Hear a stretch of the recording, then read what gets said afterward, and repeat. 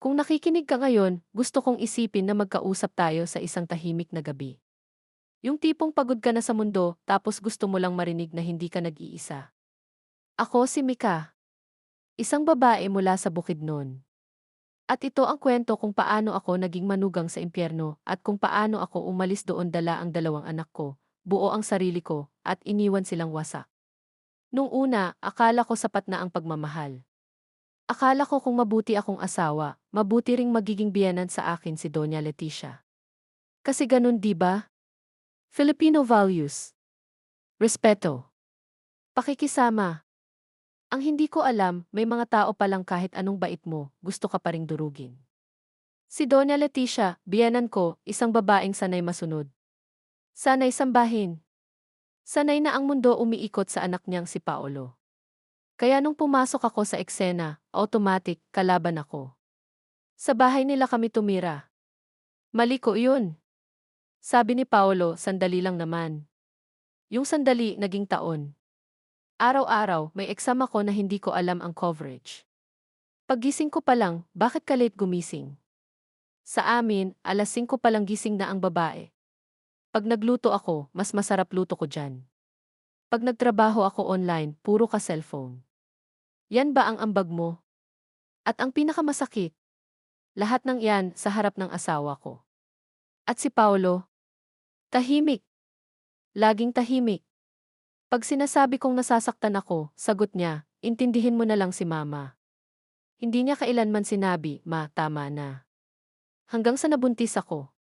Akala ko magbabago ang lahat. Akala ko magiging kampi ko na siya. Pero mas lumala, hindi ka dapat masyadong kumakain. Baka mahirapan ka manganak. Sa amin noon, walang arte ang buntis. Nung ipinanganak ko ang panganay ko, si Lucas, hindi ako ang maihawak sa kanya sa unang oras, si Doña Leticia. Ako muna, sabi niya. Mas marunong ako. Parang ninakaw niya ang sandaling iyon sa akin. At hinayaan ni Paolo. Sumunod ang pangalawa naming anak, si Elia. Doon ko na naramdaman na parang multo na lang ako sa sarili kong pamilya. Nanay ako, pero parang yaya. Asawa ako, pero parang bisita. Isang gabi, narinig ko ulit sila sa kusina. Anak, sabi ni Doña Leticia, nahihirapan ka na ba sa kanya? Opo, ma, sagot ni Paolo. Minsan pasaway. Pasaway. Dahil lang nagsasalita ako. Dahil lang may sariling isip. Doon ako umiyak ng tahimik. Hindi dahil mahina ako, kundi dahil mailinaw na. Hindi ako mahal. Hindi ako pipiliin. At kung mananatili ako, mawawala ako. Simula noon, tahimik akong nagplano. Hindi galit. Hindi hysterical. Kalmado. Strategic. Tahimik na paghahanda ng kalayaan. Nag-ipon ako. Naghanap ng mas maayos na trabaho. Nag-ipon ng lakas ng loob. At higit sa lahat, pinili ko ang sarili ko. At ang mga anak ko. Isang araw, kinausap ko si Paolo. Paolo, sabi ko, aalis ako. Natatawa siya. Saan ka pupunta? Sa lugar na may respeto. Nagulat siya.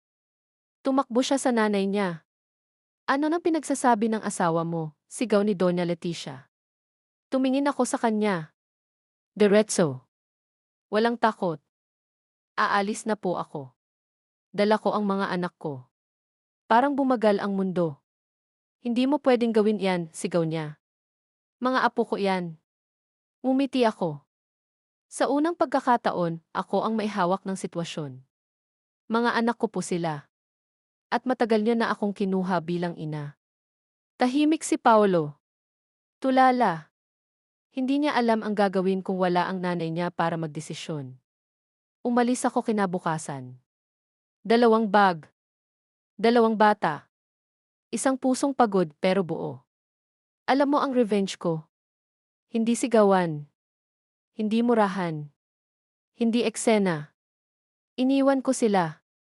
Iniwan ko ang lalaking hindi ako pinili. Iniwan ko ang biyena na akala niya habang buhay niya akong kontrolado. Makalipas ang buwan, narinig ko ang balita. Nagkasakit si Doña Leticia. Wala si Mika para mag-alaga. Si Paolo, hindi marunong mag-asikaso. hindi marunong tumayo mag-isa. Mama's boy pa rin. Pero wala na ang nanay na umaayos ng mundo niya. Tinawagan niya ako minsan. Mika, pwede bang bumalik ka? Tumingin ako sa mga anak ko. Masaya. Tahimik. Ligtas. Huli na, sabi ko. Pinili ko na ang sarili ko. At binaba ko ang tawag. Ako si Mika. Isang babae mula Bukidnon. Dating manugang. Dating asawa. Ngayon, buong-buo na babae. At minsan, ang pinakamalupit na revenge ay ang umalis at hindi na lumingon. Kung ikaw ang nasa lugar ko. Kung taon ka nang nanahimik, nagtiis, umunawa at naghintay na piliin ka, ikaw ba, mananatili pa? O lalabas ka rin ng pinto, dala ang dignidad mo at pipiliin sa wakas ang sarili mo?